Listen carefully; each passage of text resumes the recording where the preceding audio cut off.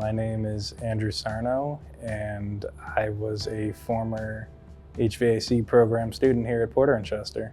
I did 4 years in the Marine Corps. I did a year at 29 Palms, California, and then 3 years at Lejeune. So I joined right out of high school, and I didn't really know what I wanted to do at that point. And as soon as I started turning wrenches, I was like, oh yeah, this is for me.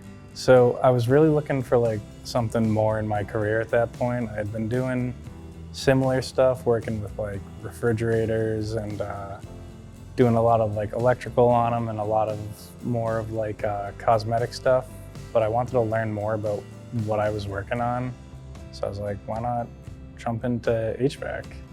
I work on refrigeration storage systems for laboratory samples. So they'll take virus samples and they keep them at -80 Celsius, or it's -140 Fahrenheit.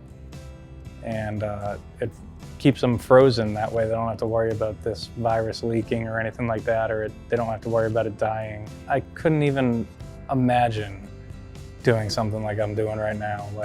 I tell people what I'm doing and they're like, oh, okay, they have no idea what the heck I'm talking about, you know? It's crazy stuff.